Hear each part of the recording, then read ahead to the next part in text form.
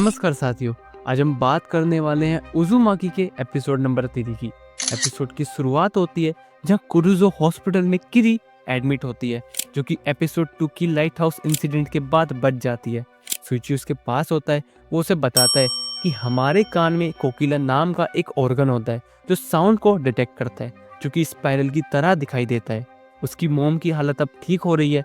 सुइची बताता है कि जब वो डॉक्टर के पास थे तब डॉक्टर का सुझाव था कि उन्हें मिजोरियामा सिटी साइकेट्रिक के पास ले जाना चाहिए, क्योंकि अभी भी वो स्पाइरल से डरती है।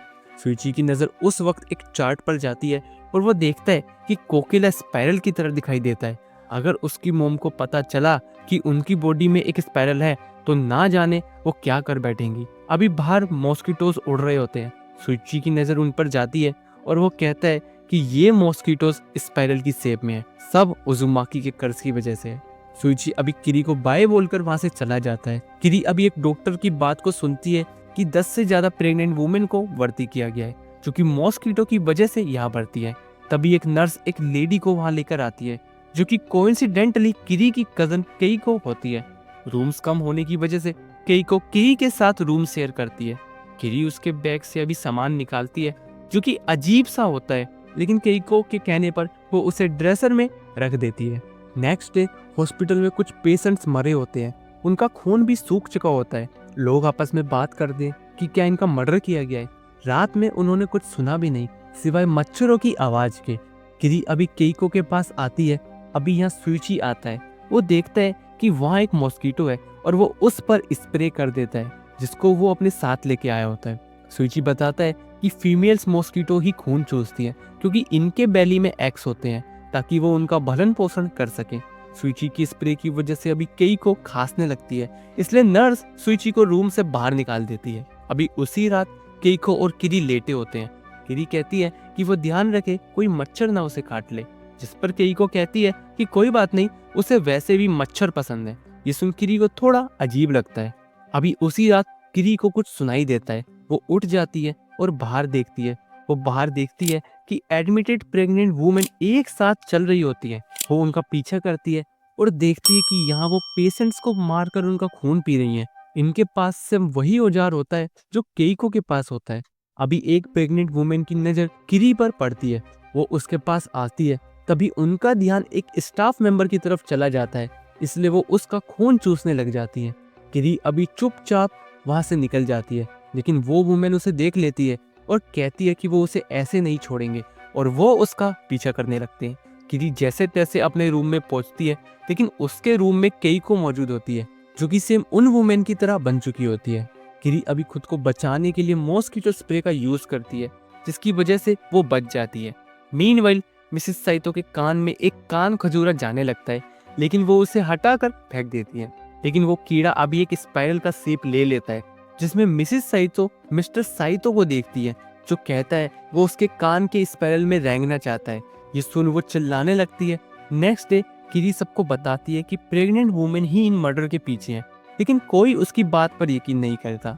इस तरफ मिसेस साइतो सुइची को रात के इंसिडेंट के बारे में बताती है कि उसके डैड आए थे। ये सुन वो कहता है कि वो तो मर चुके हैं। मिसेस साइतो अभी डॉक्टर के रूम में जाती है, वो चार्ट देखने जिसमें कोकिला का डायग्राम बना हुआ है, लेकिन डॉक्टर ऑलरेडी उसे हटा चुका होता है। मिसेस साइतो अब डॉक्टर से कंफर्म करती है कि क्या उसके कान में स्पाइरल है। डॉक्टर कहता है कि नहीं, ऐसे कैसे हो सकता है। ये सुनने के बाद सुइची की माँ को थोड़ी शांति मिलती है, लेकिन अपने वार्ड में अब उसकी माँ होती है और उसे अभी उसके हस्बैंड की आवाज आने लगती है कि वो उसके कान में रेंग रहा है। मिसेस साइतो को लगता है कि उसके कान में स्पाइरल है, इसलिए अब वो एक सीजर को अपने कान में घुसा देती है और कुछ टाइम बाद सुइची की माँ मर जाती है, और उसके मरने पर भी जो धुआं निकलता है वो सेम स्पाइरल जैसा बनने लगता है। नेक्स्ट डे किरी मशरूम खाने से मना कर देती है, क्योंकि ये ब्लड की तरह टेस्ट दे रहे हैं। सुइची अभी किरी को न्यूबॉर्न बेबीज के वार्ड के बाहर लेकर आता है। न्यूबॉर्न बेबीज आपस में बात कर रहे होते हैं कि वो वहीं जाना चाहते हैं जहाँ से वो आए हैं, और वो आदमी उन्हें वहीं वापस भेज देगा, और उनके पेट से अभी एक मशरूम निकलने लगता है। तभी किरी और सुइची को केइको की चिल्लाने की आवाज आती है। वो भागकर रूम में पहुंचते हैं, जहाँ वो काफी मशरूम्स देखते हैं। डॉक्टर कहता है कि बच्चों की क्यूटनेस ही उनका हथियार होता है, और इसी हथियार के साथ वो मेचर होते हैं।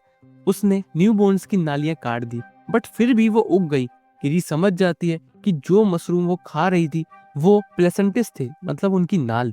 सुइची भागकर अंदर वाले रूम में जाता है जहाँ वो देखता है कि केइको का पेट सिला हुआ है। डॉक्टर अभी किरी को पकड़ लेता है और सुइची को धक्का दे देता है और केइको के पास किरी को ले जाने लगता है।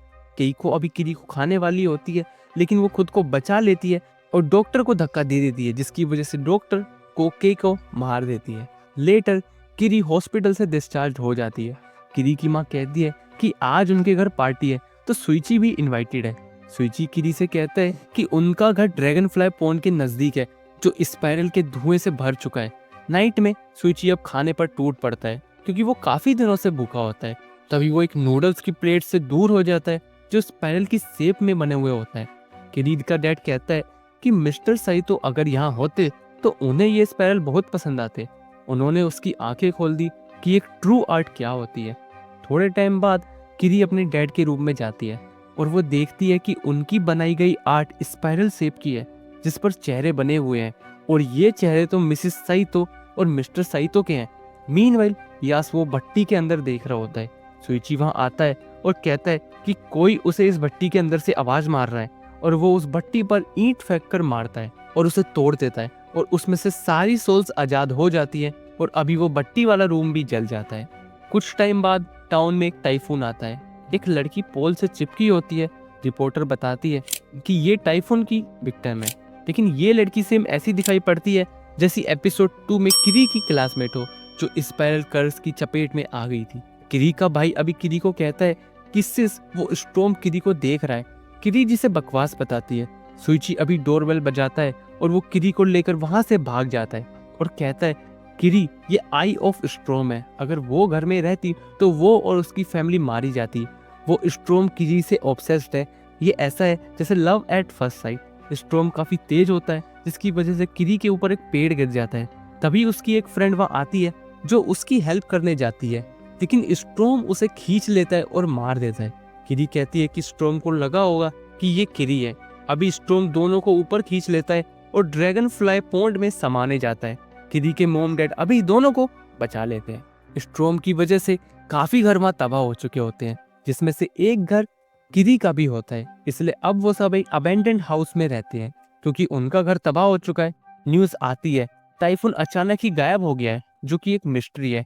उसी रूम में एक छेद होता है जिसमें से एक लड़का किरी को देख रहा होता है। मित्सु अभी एक आवाज सुनता है और कहता है कि ये एक मॉन्स्टर है जो रात में डॉग्स को खा जाता है, जिस पर उसकी माँ कहती है कि मॉन्स्टर जैसा कुछ नहीं होता। तभी वाकाबायाशी वहां आता है, जो किरी की माँ का दोस्त होता है। उसका भी घर अब खत्म हो चुका होता है, इसलिए वो भी यहाँ बगल में रहता है। अभी वो कहता है कि जो आवाजें उन्हें सुनाई दे रही हैं वो बगल में रहती एक ओल्ड लेडी के बेटे की है जो कि बीमार है, और वो वहां से चला जाता है। अभी उसी रात में किरी को आवाजें सुनाई देती है।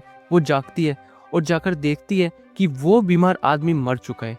नेक्स्ट डे उसकी बॉडी को ले जाया जा रहा होता है। वाकाबायाशी किरी से पूछता है उसे पता है कि क्या हुआ। किरी कहती है कि इस टाइम वो कुछ नहीं बात करना चाहती, लेकिन वो बताता है कि उसने देखा था कि जहां वो आदमी सोता था वहाँ छोटे छोटे होल्स थे, फ्लोर पर भी। वो गिन नहीं पाया।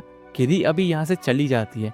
वाकाबायाशी अभी अपने घर के होल्स से किरी को देख रहा होता है। तभी उसके पूरे शरीर पर स्पाइरल शेप्स हॉर्न उग जाते हैं और वो दीवार तोड़कर किरी की तरफ बढ़ता है। किरी खुद को बचाने के लिए बाहर भागती है और स्ट्रोम वाकाबायाशी को उड़ाकर ले जाता है। तभी यामागुची वहां आता है, जो कि एपिसोड 2 में होता है, जो कि अब एक कर्स बन चुका होता है। लेकिन उसकी बॉडी से जैसे ही कार का सस्पेंशन हटता है वो भी मर जाता है। सुइची कहता है कि शायद मरते वक्त उसकी बॉडी से इस सस्पेंशन निकलना रह गया होगा। और यही हमारा एपिसोड खत्म हो जाता है। एपिसोड कैसा लगा कमेंट बॉक्स में जरूर बताना। अच्छा बुरा वो भी अपना फीडबैक जरूर देना। एफर्ट्स अच्छे लगे तो लाइक सब्सक्राइब शेयर जरूर करना और मिलते हैं नेक्स्ट वीडियो में। तब तक के लिए धन्यवाद।